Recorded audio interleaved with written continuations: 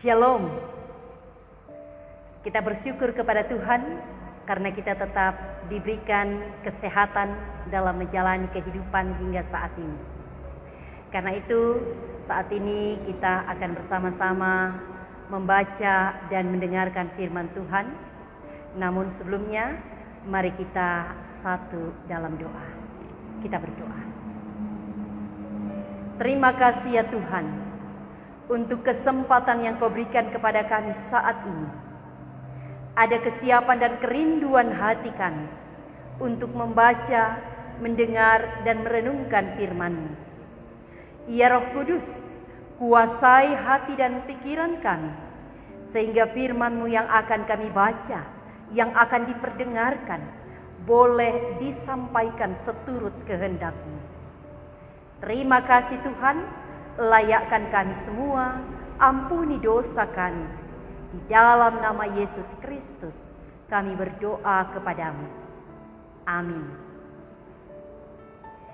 Firman Tuhan dari 2 Samuel pasal 1 ayat 17 sampai ayat yang ke-27. Ratapan Daud karena Saul dan Yonatan. Daud menyanyikan nyanyian ratapan ini karena Saul dan Yonatan anaknya. Dan ia memberi perintah untuk mengajarkan nyanyian ini kepada Bani Yehuda. Itu ada tertulis dalam kitab Orang Jujur. Kepermainanmu hai Israel mati terbunuh di bukit-bukitmu. Betapa gugur para pahlawan. Janganlah kabarkan itu di Gad. Janganlah beritakan itu di lorong-lorong Askelon, supaya jangan bersuka cita anak-anak perempuan orang Filistin, supaya jangan beria-ria anak-anak perempuan orang-orang yang tidak bersunat. Hai gunung-gunung di Gilboa, jangan ada embun, jangan ada hujan di atas kamu. Hai padang-padang pembawa kematian. Sebab di sanalah perisai para pahlawan dilumuri, perisai Saul yang tidak diurapi dengan minyak.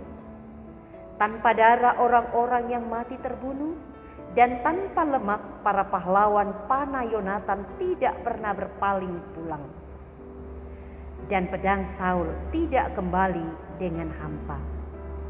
Saul dan Yonatan, orang-orang yang dicintai dan yang ramah, dalam hidup dan matinya tidak terpisah. Mereka lebih cepat dari burung Raja Wali. Mereka lebih kuat dari singa. Hai anak-anak perempuan Israel, menangislah karena Saul, yang mendandani kamu dengan pakaian mewah dari kain kirmisi, yang menyematkan perhiasan emas pada pakaianmu. Betapa gugur para pahlawan di tengah-tengah pertempuran. Yonatan mati terbunuh di bukit-bukitmu. Merasa susah aku karena engkau, saudaraku Yonatan. Engkau sangat ramah kepadaku. Bagiku cintamu lebih ajaib daripada cinta perempuan. Betapa gugur para pahlawan dan musnah senjata-senjata perang. Amin. Bapak Ibu saudara-saudara, tema perenungan kita, kasih Allah mengalahkan pahitnya kehidupan. Setiap manusia pasti punya masalah, pasti punya pergumulan dan juga tantangan dalam hidup ini. Dan dalam menghadapi beragam sikap yang diperlihatkan manusia, ada yang dengan berupaya semaksimal mungkin untuk fokus mencari jalan keluar dari masalah tersebut, dari persoalan tersebut. Mengkerahkan seluruh tenaga pikiran demi lepas dari masalah. Tetapi ada yang menghadapi masalah biasa-biasa saja, tetap tenang. Nah Bapak Ibu saudara-saudara, bacaan kita ini adalah sebuah ratapan yang diungkapkan oleh Daud, ratapan kedukaan oleh karena Saul raja Israel dan Yonatan anak raja Saul yang juga merupakan sahabat Daud meninggal di medan pertempuran. Nah, sehingga Daud merasakan duka cita atas apa yang terjadi. Dan duka cita ini pun ia sampaikan kepada seluruh umat Israel untuk turut merasakan apa yang terjadi dalam kerajaan Israel. Nah, ini memperlihatkan bahwa Daud tetap menyatakan simpati dan empati terhadap apa yang terjadi.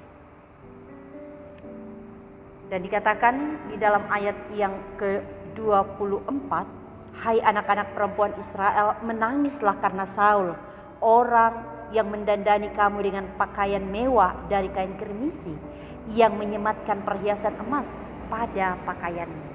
Artinya bahwa di sini Daud mau mengingatkan umat bahwa bagaimanapun sikap seseorang, tetapi pasti ada sikap yang baik, yang positif dari seseorang. Sehingga juga patut untuk mendapatkan perhatian dan penghormatan.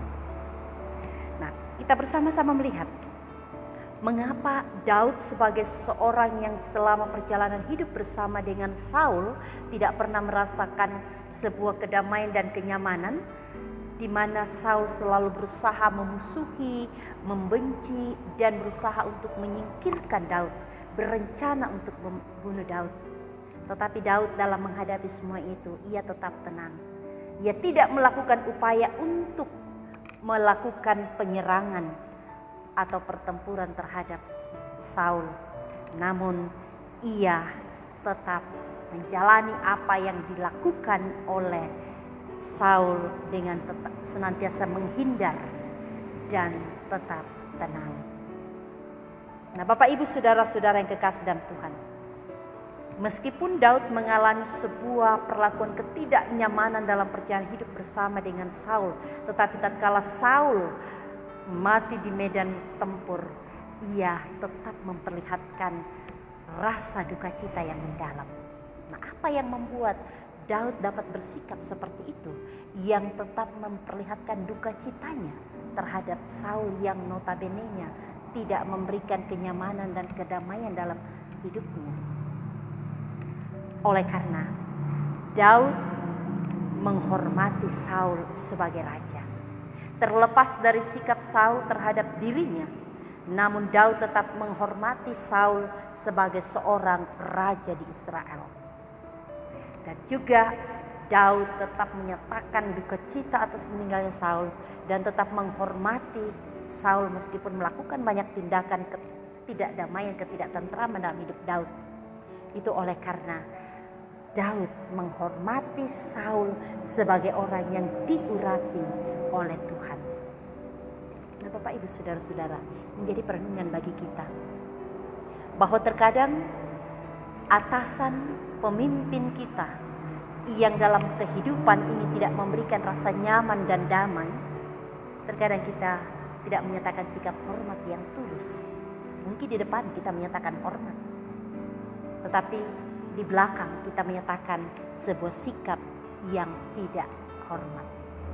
Apalagi mungkin ketika atasan atau pemimpin kita menghadapi masalah, terkadang kita merasa bersuka cita atas apa yang dialami orang-orang atau pemimpin yang mungkin membuat kita tidak nyaman selama ini. Tetapi berbeda dengan Daud, ia tetap merasa berduka cita atas meninggalnya Saul, meskipun ia selama ini tidak memberikan kedamaian bagi Daud. Karena Daud tetap menghormati Saul sebagai seorang raja, sebagai seorang pemimpin. Dan yang kedua, karena Saul adalah orang yang diurapi oleh Tuhan. Menghormati akan orang yang diurapi Tuhan. Sebab menyadari dan memahami bahwa orang yang diurapi Tuhan, atasnya Roh Kudus berkuasa. Tetapi dalam perjalanan kehidupan, terkadang ketika kita tidak senang kepada orang yang diurapi Tuhan itu, ketika kita tidak nyaman dengan orang yang diurapi Tuhan itu, maka kita berbalik, maka kita memusuhi, maka kita tidak memperlihatkan sikap hormat kita kepadanya. Karena Karena itu Bapak Ibu Saudara-saudara, kiranya sikap Daud ini menjadi sebuah perenungan bagi kita, bagaimana kehadiran kita di tengah-tengah kehidupan bersama untuk tetap memperlihatkan sikap hormat kita. Terlepas dari segala perbuatan, terlepas dari segala sikap perilaku, tetapi lihat dari posisi dan jabatan yang diberikan Tuhan kepada mereka. Nah, Bapak Ibu Saudara-saudara yang kekasih dalam Tuhan, Daud dalam menjalani kehidupannya yang penuh dengan tantangan, yang penuh dengan masalah dan pergumulan, begitu pahit perjalanan hidup yang dilalui, tetapi ia dapat lalui semuanya itu karena ia menyadari bahwa kasih Allah tetap hadir, menguatkan dan memampukan menghadapinya. Tantangan, persoalan, pergumulan boleh ada, tetapi kasih Allah pun diyakini tetap ada, menguatkan dan memampukan Daud. Mengapa Daud dapat menghadapi? Oleh karena ia tidak fokus kepada masalah, ia tidak fokus kepada persoalan, ia tidak fokus kepada tantangan hidup, ia tidak fokus kepada orang-orang yang membencinya, ia tidak fokus kepada orang-orang yang memusuhinya. Namun ia selalu fokus kepada Tuhan yang selalu mengasihinya. Ia fokus kepada kasih Allah yang selalu ia rasakan dan alami dalam hidup. Ketika kita fokus kepada masalah, persoalan, ketika kita fokus kepada orang-orang yang membenci dan memusuhi kita, maka tentu kita tidak akan pernah mengalami sebuah kedamaian dan ketentraman. Tentu kita tidak akan pernah merasa bersyukur, bersukacita, tetapi bersungut-sungut. Karena itu Bapak Ibu Saudara-saudara yang kekasih dalam Tuhan, kita diajak seperti dengan Daud, bahwa mari hidup kita arahkan bukan kepada masalah, bukan kepada persoalan, bukan kepada musuh-musuh kita, tapi arahkan kepada kasih Tuhan yang selalu dinyatakan. Kasih Tuhan melalui Yesus Kristus dinyatakan kepada manusia sehingga mengalahkan kuasa maut yang membuat kita boleh mengalami kehidupan dan keselamatan. Karena itu mari Bapak Ibu Saudara-saudara dalam Yesus Kristus, kita mengaminkan bahwa kasih Allah mengalahkan pahitnya kehidupan tatkala kita akan senantiasa fokus kepada kasih Allah dalam hidup.